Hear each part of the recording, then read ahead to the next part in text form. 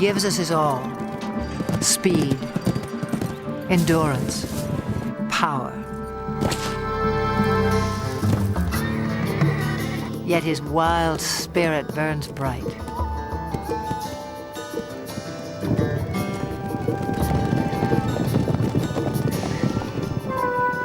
Spark of ancient myth, pride of king and conqueror. He was the backbone of civilization. History was forged to the beat of his hooves. Even now, he still lays claim to the heart, with all the bold beauty that is the horse.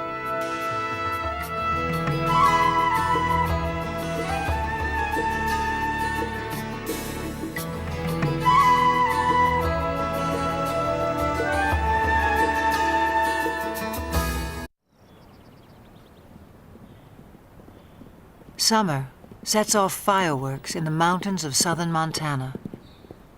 Spurred by heat and hunger, wild horses converge on the cool green heights, and sparks begin to fly.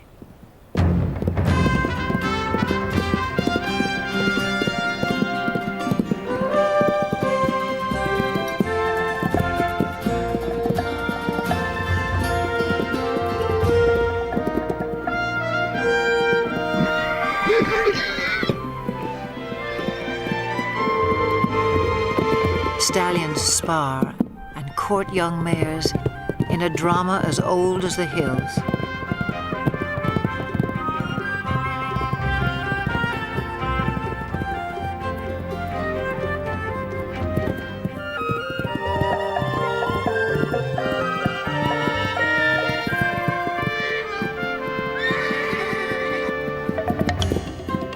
The Mustang has become a symbol of the American West. But some say he's a newcomer to these parts, even a trespasser. The truth is tangled in the long and winding history of his kind. It began some 60 million years ago in the forests of North America. Living on leaves, a creature the size of a fox walks the underbrush on padded toes. In time, forests give way to grassy plains. Legs grow long and toes become nimble hooves in a body built for speed. About 1 million years ago, the first true horses spread across land bridges to Asia and Europe. Their numbers swell, then slowly decline, perhaps due to climate change or the impact of a two-legged predator. To Ice Age hunters, the herds must have seemed inexhaustible, but by 8,000 years ago, horses were extinct in the Americas and dwindling elsewhere into memory and myth.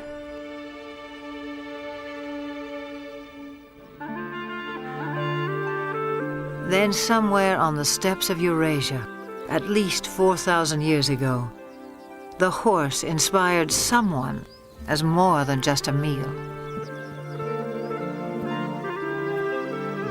It may have begun as a shaman's ritual or a reckless teenage prank. But some brave soul took a quantum leap and changed the world forever.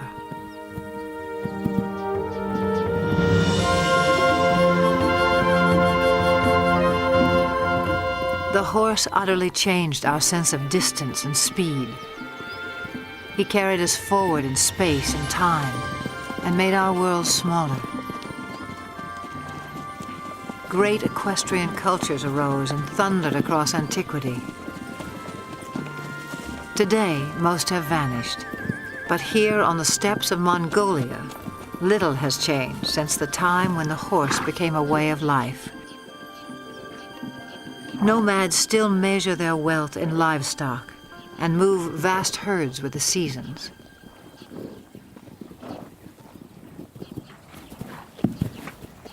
Small but hardy, Mongolian horses endure a harsh climate and grow a thick winter coat. When pasture is meager, they can survive on very little.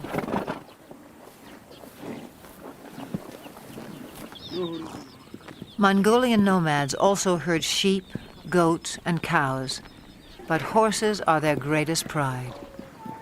Revered, they are largely reserved for riding, and one other important role. Mongolia's national drink, called Irak, is fermented mare's milk. Life in the saddle begins early, in keeping with a local proverb. A Mongolian without a horse is like a bird without wings.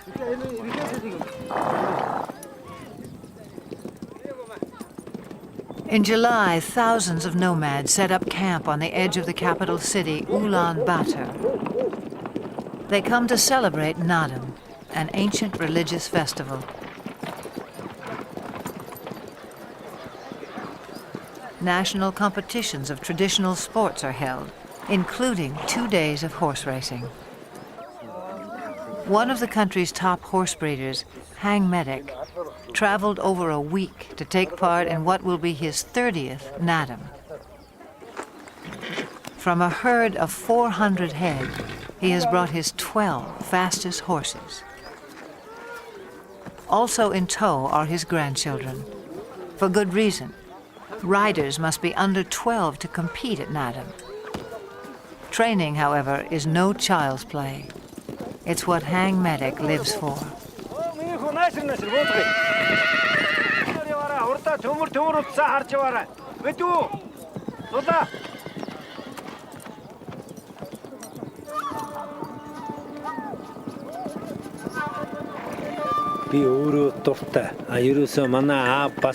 Horse training is a passion. My father was a great trainer, and he passed that on to me. It's the same for most Mongolian people. We compete at Naadam to see who has the best horse, and because we're so proud of our horses. A fine racehorse is a symbol of good luck and happiness.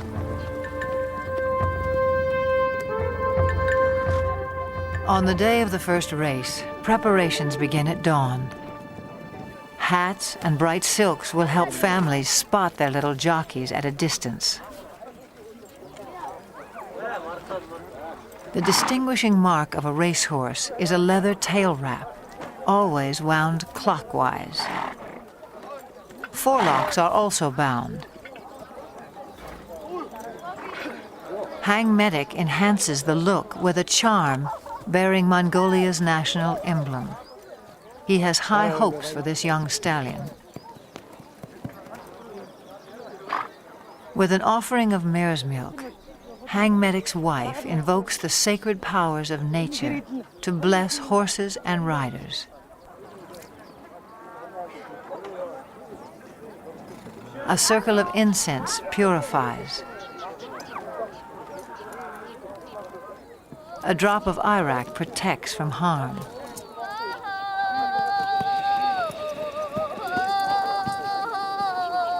An ancient Buddhist chant rings out for luck.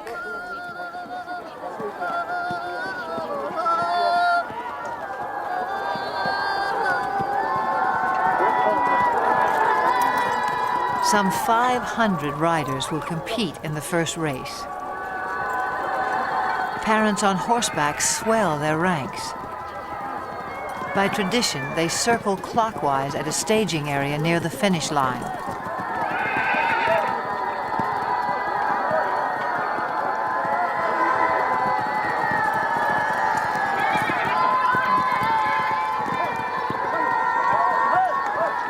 But the running of the race is not yet at hand. The starting point lies more than 15 miles away in the open steppe. To reach that point at a walk will take the racers some 3 hours, which leaves time to kill for everyone else.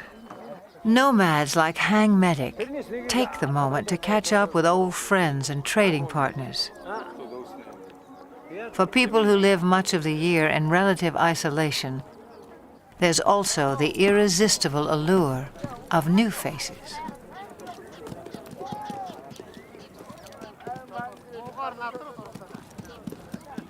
For now, small talk belies the drama that's erupting miles away. As 500 horses reach the starting point, and the race begins.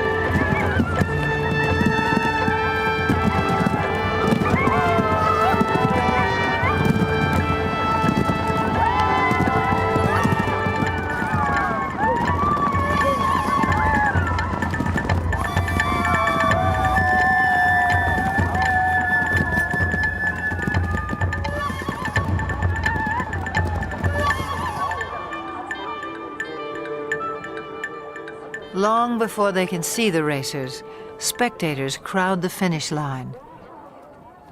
According to myth, the dust kicked up by winning horses showers happiness and prosperity on all those it touches.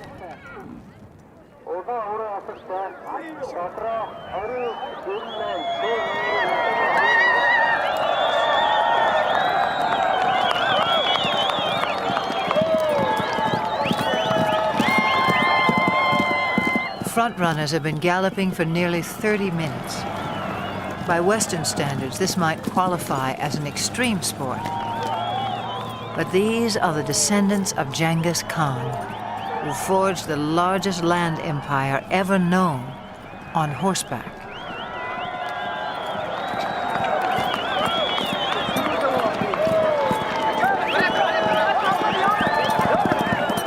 The blue sash of victory goes to the first 5 horses. A flash of green tells Hang Medic his granddaughter has placed. But a riderless horse sends him off in search of his youngest grandson.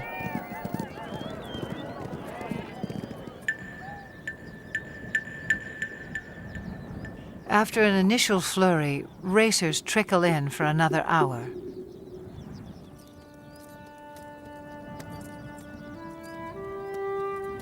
Herd instinct alone will keep a horse going, even one that lacks the fitness and conditioning required for a long-distance run.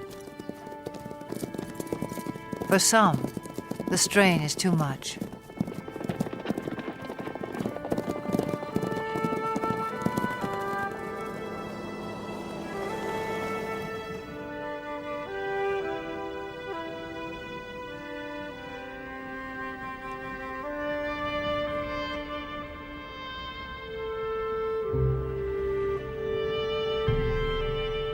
When a horse dies on the racetrack, the trainer is dishonored. But the child who has lost a beloved pet reaps only heartbreak.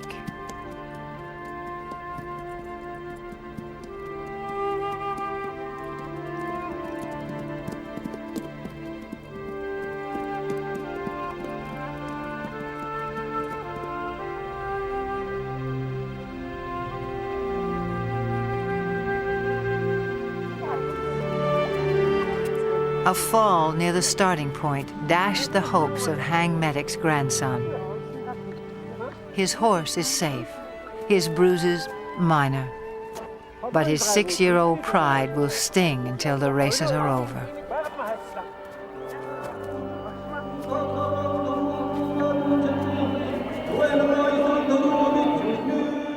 Nadam concludes in the National Stadium. with a parade of champions. Hang Medic is twice a winner. His grandchildren take 2 of his horses through their victory laps.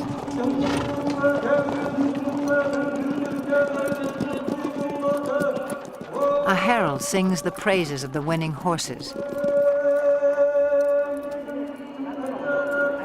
Medals and mare's milk do them honor.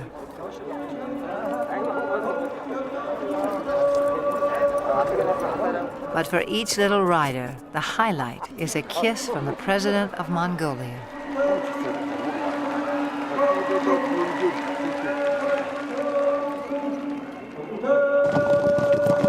No other nation makes more of the horse.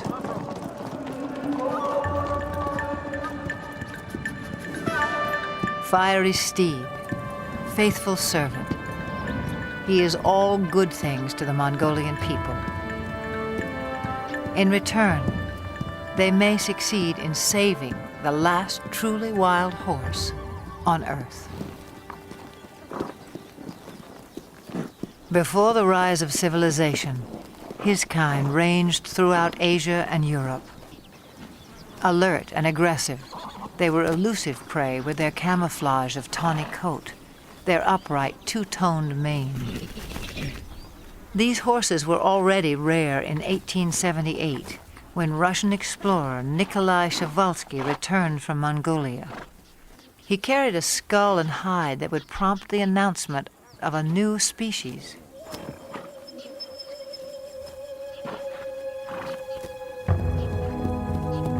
In a race for specimens, stallions were slaughtered to subdue mares.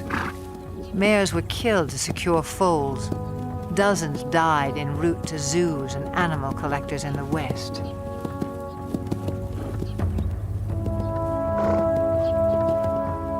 Przewalski's horses were last sighted in the wild in the 1960s. A decade later, fewer than 300 survived, in captivity only. This endangered species was declared extinct in the wild.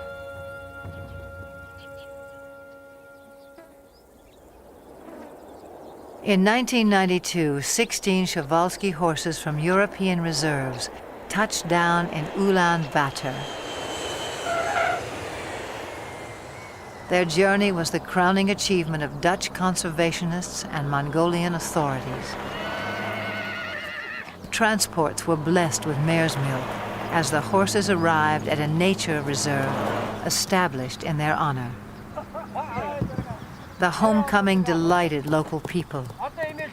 Their name for the horses is Taki. The word also means spirit.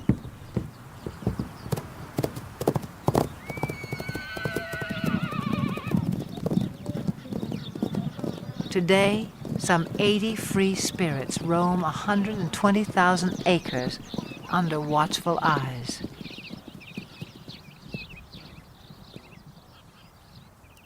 Park rangers closely track the animal's health and behavior. Breeding success is high. 2 generations have been born in the reserve. To increase the gene pool, horses are still brought in from the West.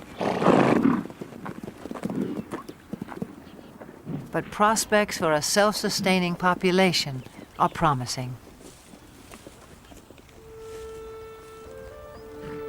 Mongolia's preservation of the Taki seems a fitting tribute to an animal who has given us so much.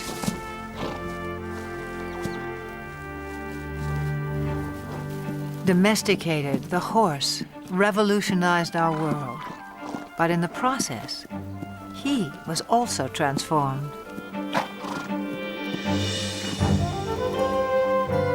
The legendary Arab is just one of more than 150 breeds, some honed for work, some for sport, others for sheer show.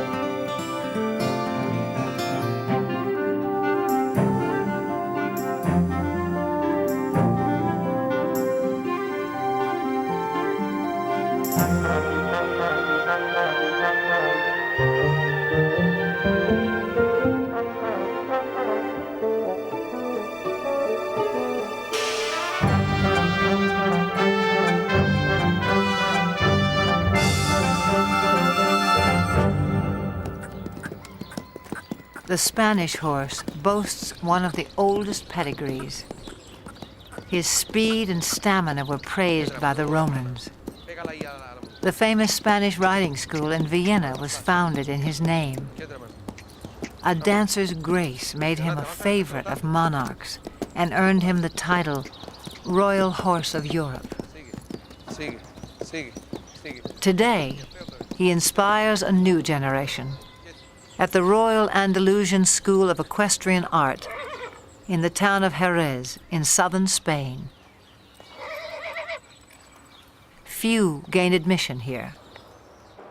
Only first-rate horses, trainers, and students. A strict curriculum has produced several Olympic competitors.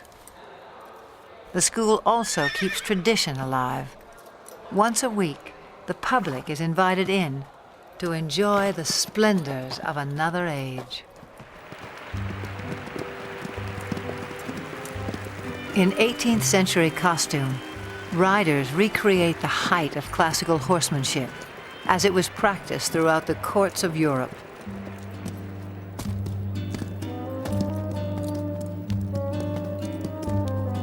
Most spectacular are the airs above the ground.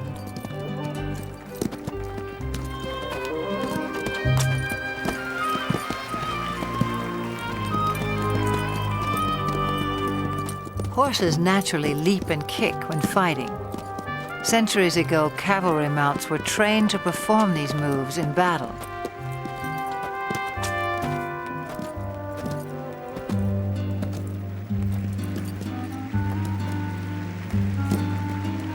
Eventually, each gesture became an end in itself, as formal as ballet. A supreme effort, the capriole demands vertical loft, virtually in place.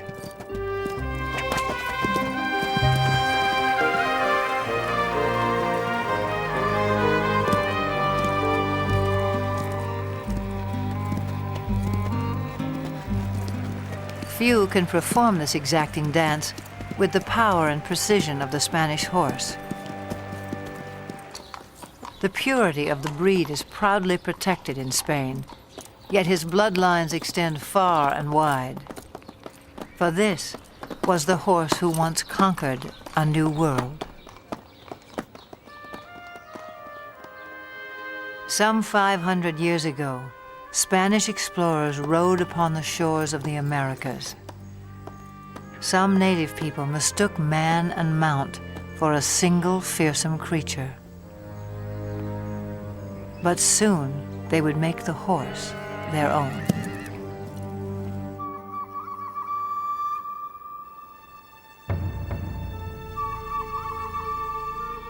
Through stealth and trade, Native Americans embraced the horse.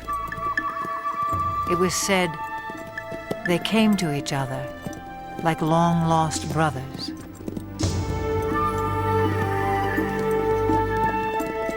Some called him Sky Dog. He opened vast horizons in this life and haunted their visions of the afterlife. But this cult of the horse would not last. By the 19th century, Native Americans had been robbed of land and livelihood. Their beloved sky dogs were shot or simply set loose. Scores of Indian ponies joined strays and runaways, already thriving in the wilderness. By 1900, over 1 million horses roamed the American West. But not for long. To make way for cattle and sheep, public lands were cleared of animals considered worthless pests. They were slaughtered by the thousands for pet food, fertilizer, and mere sport. In the 1950s, public outcry denounced the abuses. Still, numbers had dropped below 20,000 by 1971, when a federal law was finally passed to protect the wild horse. as a living symbol of the pioneer spirit of the West.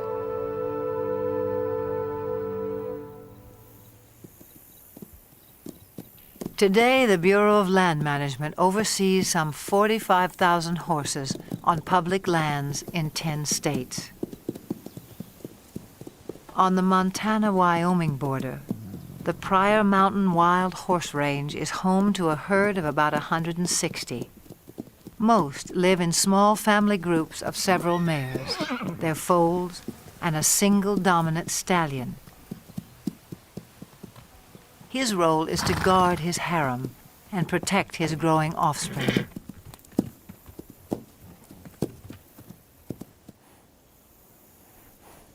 This stallion, known as Raven, is one of the most dominant on the range. A heap of fresh droppings called a stud pile alerts him that potential rivals may be in the vicinity.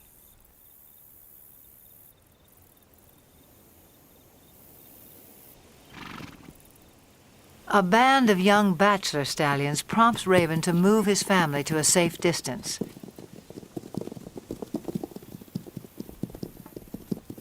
Then he advances on the intruders, and confrontation becomes inevitable.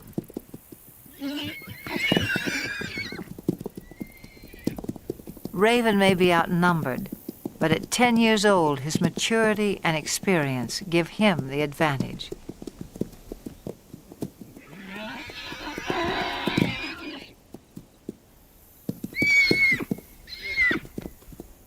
As he enters the fray, his band stays put on the sidelines. Most clashes between stallions are more about asserting rank than inflicting harm, and serious injuries are rare.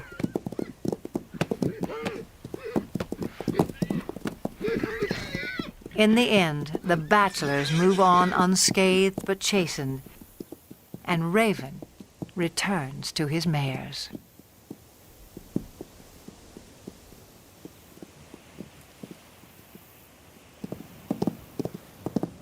Occasionally, even mature stallions form alliances. A stud named Starman acts as a subordinate or lieutenant stallion to Flash, who has a mare and foal of his own. Flash tolerates Starman's presence, but allows him no access to his lone mare. In summer, a waterhole fed by melting snowbanks attracts this small band.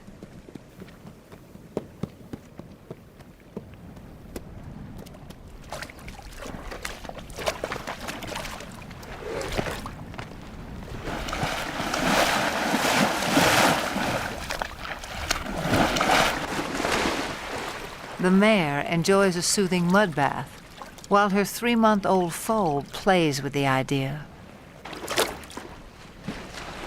But for now, the water holds no appeal for Flash's lieutenant stallion. Starman picks up the scent of another mare and sets off in hot pursuit. The mare's yearling son tries to intercept Starman, but fails to impress such a mature stallion.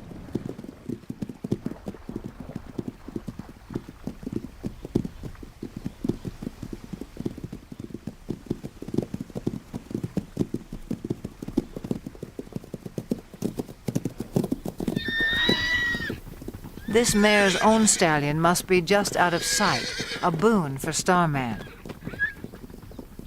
Still, she rejects his advances.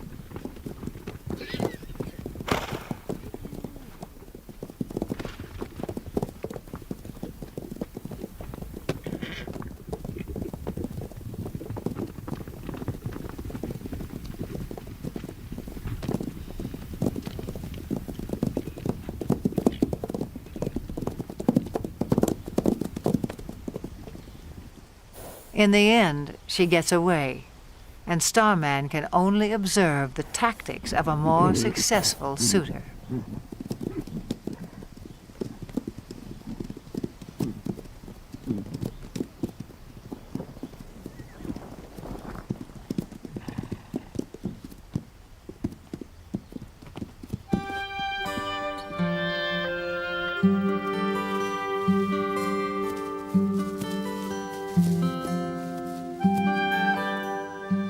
times, the Pryor Mountains seem heaven on earth for horses.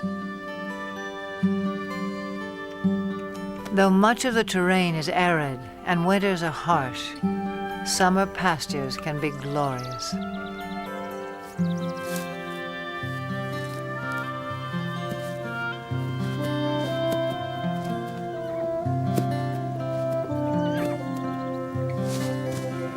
The horses have few predators to fear. Most were eliminated by ranching and land development.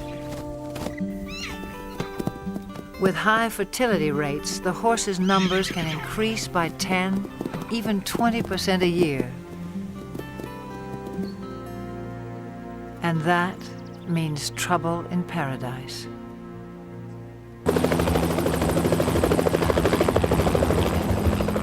In the last 3 decades, the Bureau of Land Management has removed more than 100,000 wild horses from the range. The roundups are intended to protect public lands from overgrazing and ensure the health of the herds.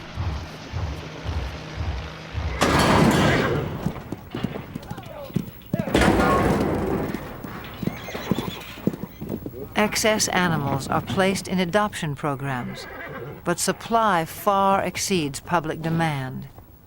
Horses deemed unadoptable live out their days in holding pens.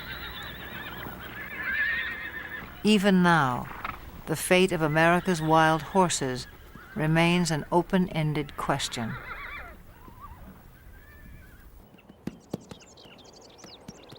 Some 4,000 years of domestication have failed to deprive the horse of his wild instincts.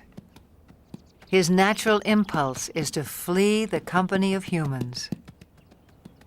Brian Newbert makes a living not breaking, but in his words, starting wild or green horses.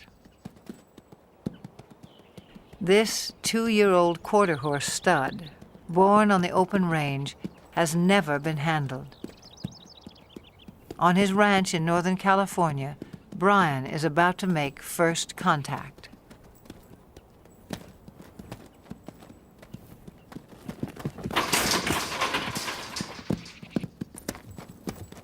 Brian will chase the horse until he turns to face his pursuer. The goal is capture the animal's attention and keep it. I'll ask again. Good. Now let's see if he leaves with his hindquarters or if he leaves with the whole horse. See, here's the first little part is going to happen here in just a second, I think.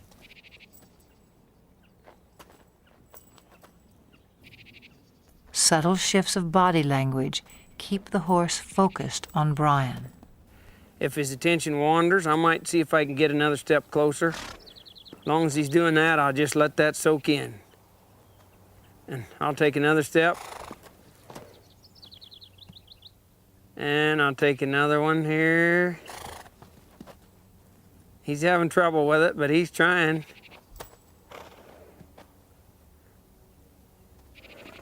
He's gonna have to leave here pretty soon. And I'll try to direct him back. There, he adjusted in the rear quarters. That's what I'm gonna need here.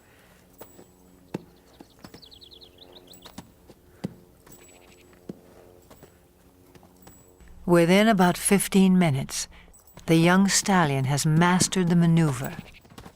Now Brian presents a new challenge. I might do just a little swing in here and see if he can stand that. And I'll see if I can put that on there without hitting him in the face. And I'll just, as I come forward, just let that go. And it's kind of scary. And you can see that it's troubling to him a little. So I'll just put just a little pressure till he finds his way toward me. See, he keeps thinking his answer is out of here, but the answer's right there.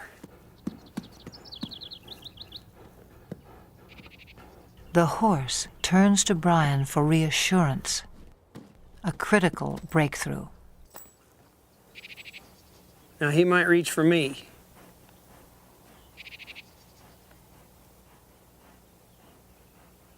Let's see if... He come in here, I'll see if I can get another half a step without scaring him. See how he's reaching for me? Now here's a spot where you want to watch their ears, because some of them they'll take a run at you. Now I'll just wait here till he reaches. Like that. See him smelling me instead of... There's the second time he's ever been touched by a human, or he touched a human, I guess, instead of... Now again, let's see if this head shaking will disappear. I'll just keep a little tension there, and I'll see if he'll reach for me. And pretty soon I'll reach for him, like right there. We sort of met one another. A little bit of touching there.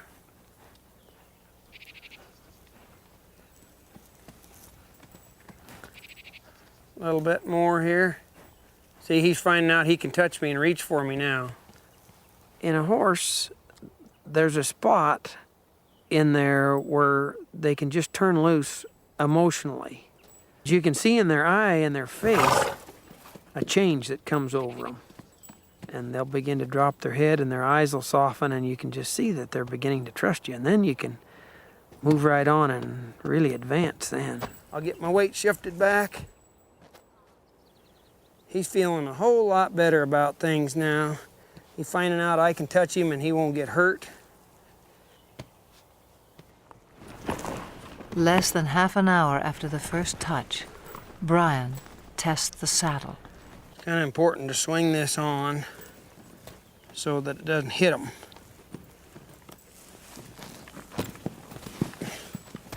So this grab will gradually just lays right over on their back like that. I don't mind seeing one buck with the saddle, because being a prey animal, that's his responsibility to not let anything stay up there. That's where the predator has the best advantage. If he can get above and stay with them, then he can have himself a meal. Pretty dreamy now, but we'll see what he's like when he feels that saddle on there. I'd rather he test the saddle out before I get on than after I get up there. Now I'm gonna move him off, but ever so softly, if I can. I'm not trying to make him buck.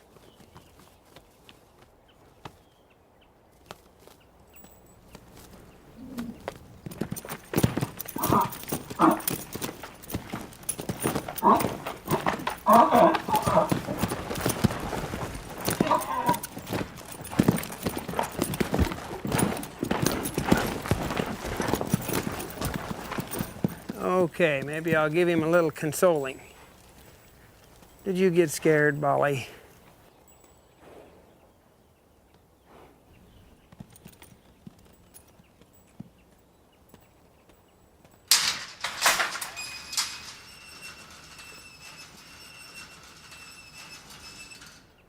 It's been less than 2 hours since Brian began work, a fairly routine first session. He'll leave the saddle in place for a few more hours, then give the young stallion a well-earned rest until morning.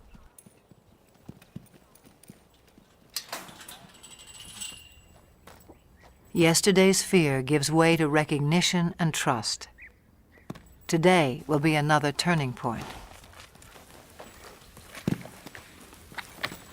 Social animals feel safest in a group. As a comfort to the young stallion, Brian has corralled several other horses.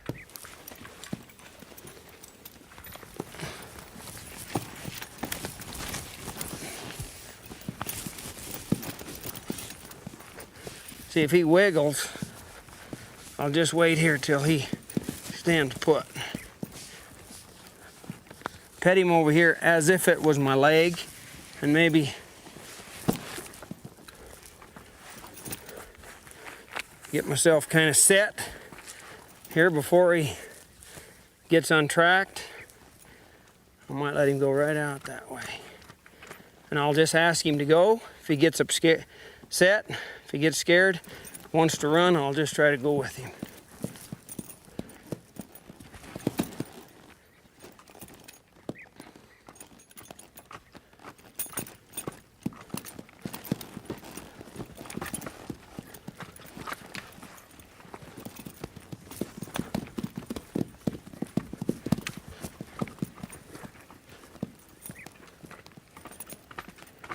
People ask me about this new way of working with horses. As far as I know, it's been around as long as there's been horses and man interacting with one another. I don't know how the first man could ever got on a horse for the first time without having something working for him.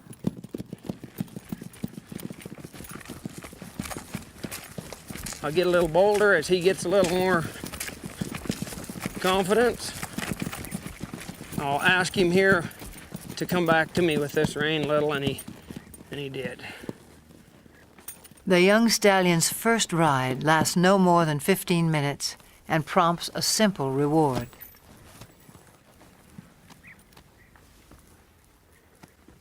Hey, kid.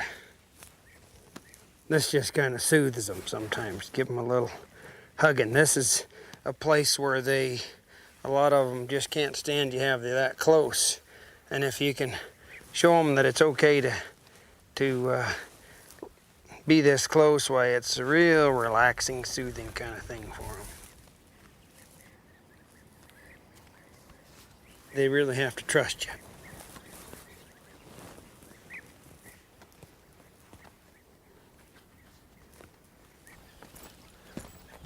By day 3, it's time to abandon the security of the corral.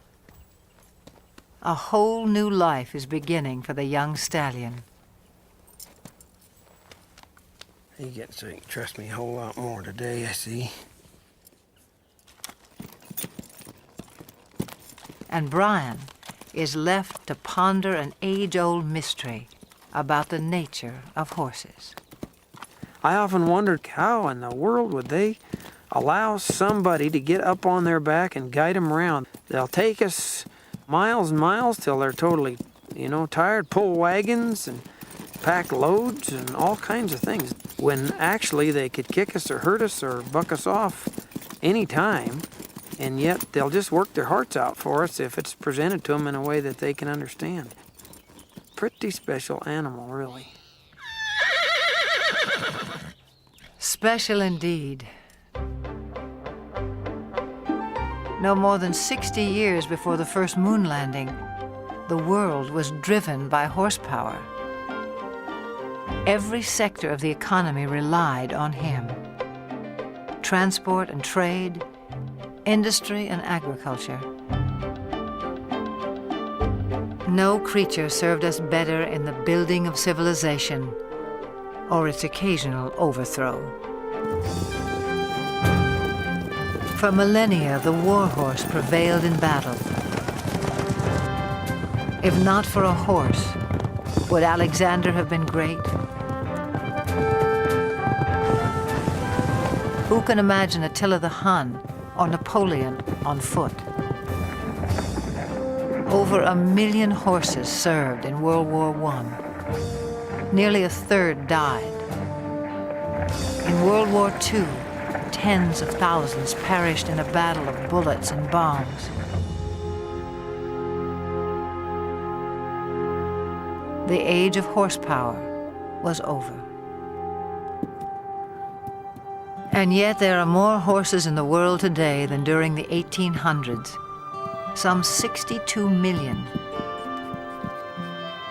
In an age of technology, perhaps we yearn all the more for the touch of something wild.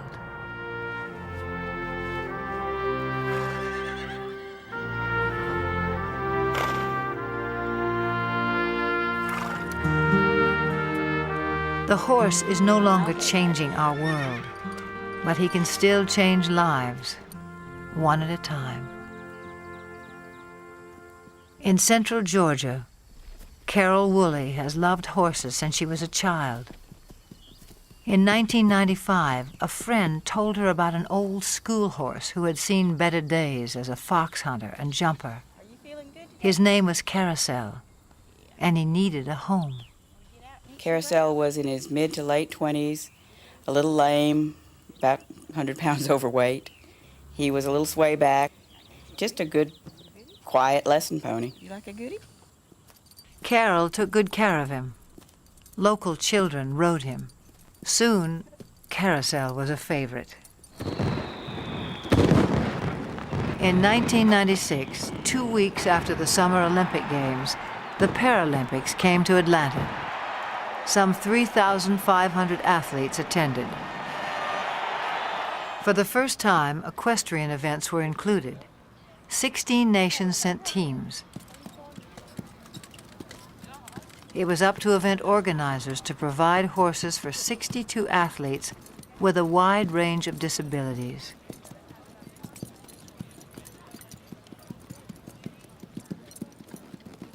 Each would be judged on precision, smoothness, and harmony of horse and rider while performing a set pattern in the arena. A call went out to horse owners for calm, well-trained mounts. Carol Woolley volunteered 2 of her younger horses, but games officials were desperate for more. She thought twice, then sent for old Carousel as well. After a checkup, he was quickly put to the test. Later in the day, they called him for Denmark, and I met Britta Anderson, who's a very small woman in a wheelchair, and I thought to myself, there's no way she's going to ride this pony. She spoke English quite well, and I asked her, have you ever fallen off a horse? And she smiled and looked at me and says, many times. Far from falling, on the day of competition, Britta and Carousel took Carol by surprise. Anderson of Denmark. Anderson. Britta and Carousel made a connection. He knew exactly what she wanted, and she knew how to get the most out of him. And he loved her. I'm still not sure how she did it, but they were just a perfect match.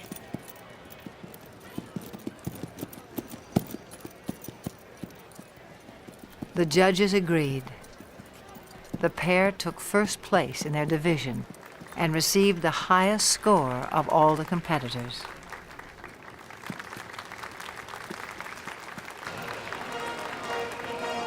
From Denmark, Britta Anderson, riding Midland's Carousel, owned by Carol Woolley.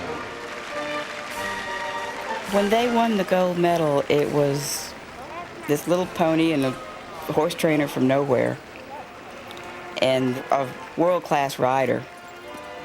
And the thought that they actually won that gold and they earned it, it was probably one of the high points of my life.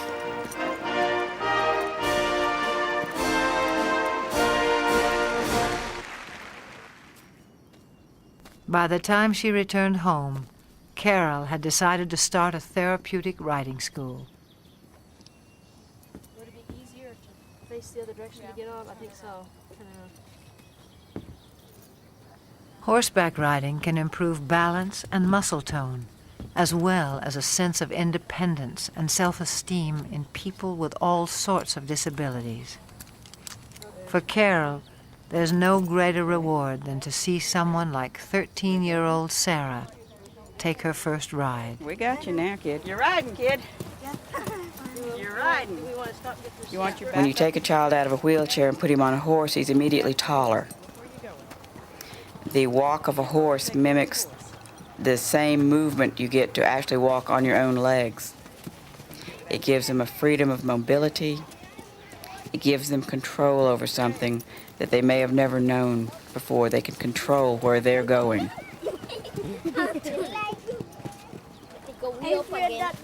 Carol runs the school on grants, donations, and volunteers. And Carousel heads her fleet of gentle horses past their prime. In August of 1998, at a regional show for riders with disabilities, Carol decides to send Carousel into the arena one last time. 9-year-old Sean Donaldson, one of Carol's top students, has never competed before. It's a breathless moment for his parents. Make the old man proud. He got a good horse on him, though. Knows what to do. Young boy and old horse are picture perfect and take a blue ribbon, In first place, Sean Donaldson from Carousel. A first for Sean, a final trophy for Carousel.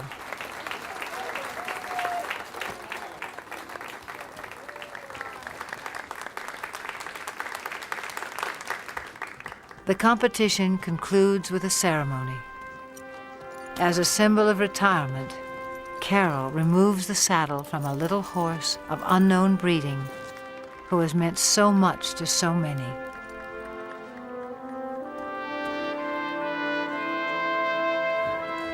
To him go the full laurels of a champion. He was quite calm, stood through everything. He halfway, I think, understood that we were doing an honor to him. I was a little surprised that he didn't mind us putting flowers on him. He acted like, well, those were his flowers, this is fine. I think he enjoyed it, really. He wasn't just an old sway-backed horse with a gray face. He was everybody's dream of a horse.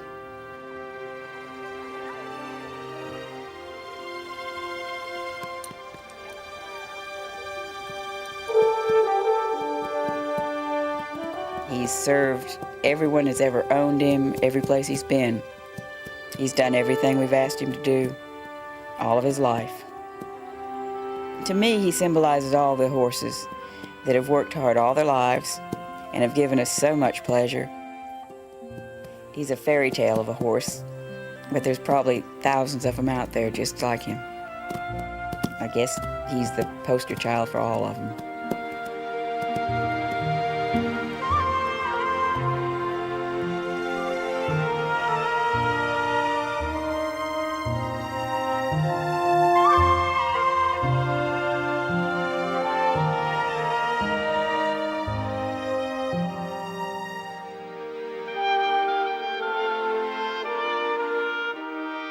For all they have done for us, for all that they are, may they always have green pastures, each and every one.